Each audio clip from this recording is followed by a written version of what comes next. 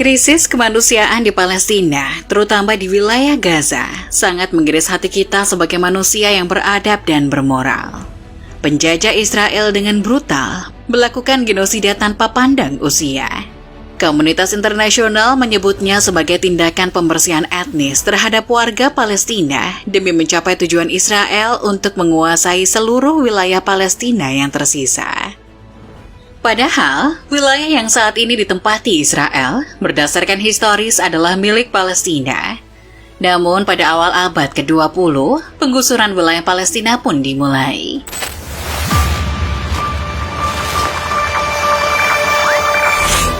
Palestina terletak di Asia Barat atau Timur Tengah. Namun tidak semua negara di dunia mengakui eksistensinya. Tercatat per April 2022, dari 193 negara anggota PBB, 138 negara telah mengakui kemerdekaan Palestina. Saat ini, wilayah Palestina mencakup tepi barat dan jalur Gaza. Dilansir dari Wikipedia, diperkirakan tepi barat memiliki luas 5,8 ribu km persegi dan jalur Gaza 365 km persegi. Luas jalur Gaza sendiri lebih kecil dari luas kota Semarang, Jawa Tengah. Namun, luas wilayah Palestina hanya angka dalam teori, karena pada kenyataannya, luas tersebut semakin menyusut seiring bertambahnya pemukiman ilegal Israel yang merebut rumah-rumah warga Palestina dan mengusir penghuni aslinya. Selama 1 abad terakhir, Palestina telah dipecah, ditembok, warganya diteror, dan sisa wilayahnya dipenuhi dengan ribuan pemukiman ilegal Israel, serta pos pemeriksaan militer. Aksi Israel tersebut telah merenggut ribuan nyawa warga Palestina.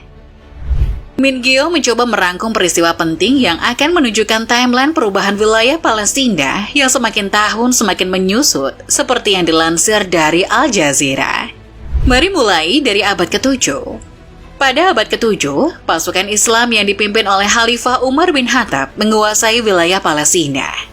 Pada saat itu, kota suci Islam, Yerusalem, menjadi pusat penting bagi umat Muslim dan Kristen. Pada abad ke-11, selama periode Perang Salib, Palestina menjadi medan pertempuran antara pasukan Salib dan pasukan Muslim. Hal ini menyebabkan perubahan kekuasaan wilayah Palestina beberapa kali antara pasukan Salib Eropa, dinasti Al-Ayyubiyah, Kekaisaran Romawi Suci, hingga Kesultanan Mamluk. Memasuki awal abad ke-16, yakni tahun 1517, Kekaisaran Ottoman berhasil menguasai Palestina setelah mengalahkan Kesultanan Mamluk dalam pertempuran Ridania. Pada tanggal 31 Oktober 1917, pasukan kerajaan Inggris menaklukkan Palestina dari kekuasaan Ottoman selama Perang Dunia Pertama dan mengakhiri 1400 tahun kekuasaan Islam atas wilayah Palestina. Mulai dari sinilah kekacauan terjadi. Pada 2 November 1917, Menteri Luar Negeri Kerajaan Inggris saat itu, Arthur Balfour, menulis surat yang ditujukan kepada Lionel Walter Rothschild, seorang tokoh Yahudi asal Inggris. Isi surat tersebut cukup singkat, namun memberikan dampak menghancurkan bagi Palestina hingga saat ini. Dalam surat tersebut, Balfour menyatakan dukungan kerajaan Inggris untuk pembentukan Rumah Nasional bagi Bangsa Yahudi di Palestina, yang merupakan salah satu elemen kunci dari gerakan Zionisme. Surat ini kemudian menjadi dasar hukum internasional yang dikenal sebagai Deklarasi Balfour. Sungguh sebuah pemikiran yang gila. Kerajaan Inggris menjanjikan gerakan Zionis sebuah negara di wilayah yang 90% penduduknya adalah penduduk asli Arab Palestina. Tentunya, ide gila ini muncul setelah PBB yang pada saat itu bernama Liga Bangsa-Bangsa memberikan mandat kepada kerajaan Inggris untuk mengurus Palestina. Akhirnya pada tahun 1920, Inggris Raya resmi memulai kekuasaannya selama 28 tahun berdasarkan mandat tersebut. Selama periode 1920 hingga 1947, kerajaan Inggris memfasilitasi imigrasi massal orang Yahudi. Kebanyakan dari mereka adalah orang-orang yang melarikan diri dari gerakan pemusnahan Yahudi oleh Nazi yang dipimpin oleh Adolf Hitler. Beberapa kelompok di Palestina menyambut baik kedatangan orang Yahudi yang melarikan diri dari kejaran Nazi atas dasar simpati, dan berusaha membantu mereka. Selain itu, ada juga beberapa komunitas Yahudi yang memang sudah ada di Palestina, juga mendukung kedatangan para imigran Yahudi. Seperti yang bisa kalian lihat di peta, penduduk Yahudi sudah ada di Palestina sebelum deklarasi Balfour dimulai. Dilansir dari Ensiklopedia Palestina, pada saat itu diperkirakan sudah ada 60.000 orang Yahudi di Palestina dan bertambah menjadi 700.000 setelah imigrasi massal. Penduduk Palestina sendiri pada saat itu berjumlah sekitar 1,3 juta jiwa.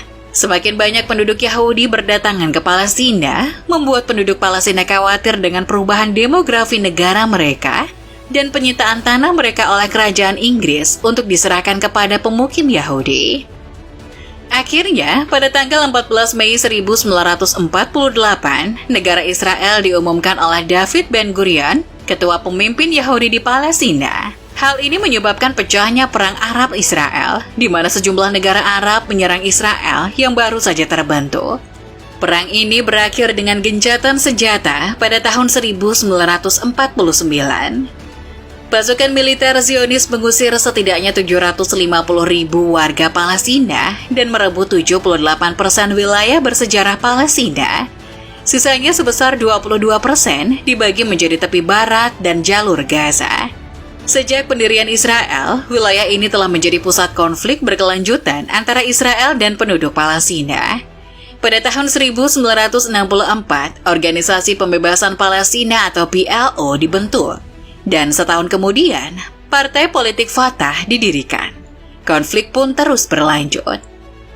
Selama Perang 6 Hari pada tahun 1967, Israel menduduki seluruh wilayah bersejarah Palestina dan mengusir 300.000 warga Palestina dari rumah mereka.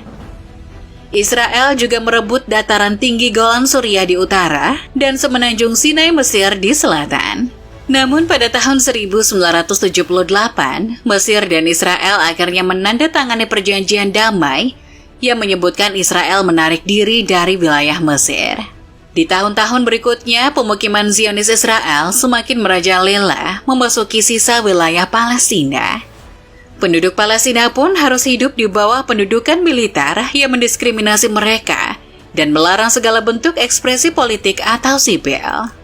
Pelanggaran HAM terhadap penduduk Palestina yang dilakukan oleh Zionis Israel memicu terjadinya intifada, yang dalam bahasa Arab berarti perlawanan.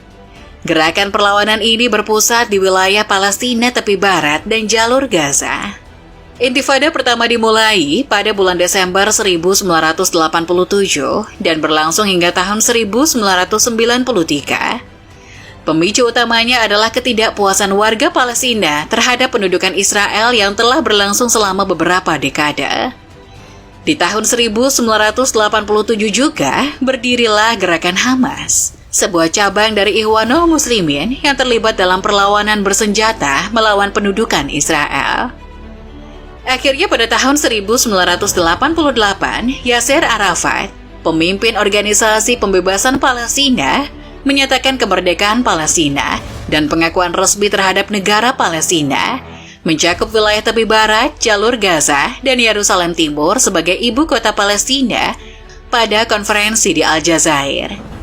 Seperti yang Mingyo jelaskan di awal, deklarasi kemerdekaan ini tidak semua negara mengakuinya, terutama mendapat tentangan dari negara-negara barat. Walaupun sudah menyatakan kemerdekaannya, kondisi kehidupan Palestina masih sama saja. Mereka masih mendapatkan teror dari militer Zionis Israel. Perlawanan pun terus berlanjut dari penduduk Palestina yang memicu reaksi keras dari Israel. Sebanyak 1.070 warga Palestina dibunuh oleh pasukan Israel selama intifada atau perlawanan. Termasuk 237 anak-anak dan lebih dari 175.000 warga Palestina ditangkap. Intifada pertama ini berakhir dengan penandatanganan perjanjian Oslo pada tahun 1993 dan pembentukan otoritas Palestina, yakni sebuah badan administratif yang akan mengatur keamanan dalam negeri Palestina, administrasi dan urusan sipil di wilayah pemerintahan sendiri untuk periode sementara 5 tahun. Di lapangan, tepi barat yang diduduki dibagi menjadi 3 wilayah, A, B, dan C, seperti yang bisa kalian lihat di peta ini. Wilayah A mencakup 18% pada tahun 1999. Di area A, otoritas Palestina mengendalikan sebagian besar urusan. Wilayah B mewakili sekitar 22% wilayah tepi barat. Di kedua wilayah tersebut, meskipun otoritas Palestina bertanggung jawab atas pendidikan, kesehatan, dan perekonomian, Israel memiliki kendali penuh atas keamanan eksternal yang berarti mereka berhak masuk kapan saja. Wilayah C mewakili 60% wilayah tepi barat. Berdasarkan perjanjian Oslo, kendali atas wilayah ini seharusnya diserahkan kepada otoritas Palestina. Sebaliknya, Israel tetap memegang kendali penuh atas segala hal, termasuk keamanan, perencanaan, dan konstruksi. Pengalihan kendali ke otoritas Palestina tidak pernah terjadi.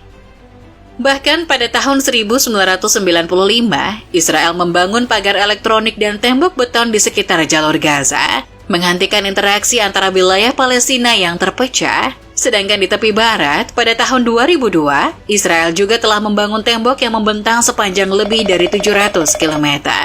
Banyak sekali tragedi kemanusiaan yang terjadi di Palestina, entah itu tepi barat maupun jalur Gaza, seperti pada tanggal 28 September 2000, yang menandai dimulainya Intifada kedua, ketika pemimpin oposisi Likud Ariel Sharon melakukan kunjungan provokatif ke kompleks Masjid Al-Aqsa dengan ribuan pasukan keamanan dikerahkan di dalam dan sekitar kota tua Yerusalem. Bentrokan pun terjadi antara Israel dan Palestina, yang memicu gelombang kerusuhan, protes, dan tindakan kekerasan yang melibatkan warga Palestina serta Israel. Intifada kedua ini berlangsung selama beberapa tahun dan mengakibatkan korban jiwa dan kerusakan yang sangat parah. Kekejian Israel tidak berhenti di situ. Mulai tahun 2008 hingga sekarang tahun 2023, hampir setiap tahun Israel memombardir wilayah Gaza. Ribuan warga Palestina telah terbunuh, termasuk banyak anak-anak, dan puluhan ribu rumah, sekolah, rumah sakit, dan gedung perkantoran telah hancur. Anehnya, meskipun Israel memiliki daftar panjang melakukan kejahatan dalam perang dan banyak sekali pelanggaran HAM, namun hukum internasional sepertinya tidak mampu menyerat Israel untuk bertanggung jawab atas kekejian yang dilakukannya. Tentu saja hal ini karena dukungan kuat dari beberapa negara barat, terutama Amerika Serikat. Amerika Serikat telah lama menjadi sekutu kuat Israel di panggung internasional. Hubungan dekat ini dimulai segera setelah pendirian Israel pada tahun 1948. Sejak itu, Amerika Serikat telah memberikan dukungan politik yang kuat kepada Israel dalam berbagai forum, termasuk PBB yang mencakup penggunaan hak veto di Dewan Keamanan PBB untuk melindungi Israel dan resolusi yang mengutuk tindakan mereka. Amerika Serikat juga sering menyatakan dukungannya secara terbuka terhadap kebijakan Israel. Lovers, mari kita doakan agar Palestina secepatnya memperoleh keadilan dan menjadi negara independen seutuhnya yang diakui seluruh negara di dunia.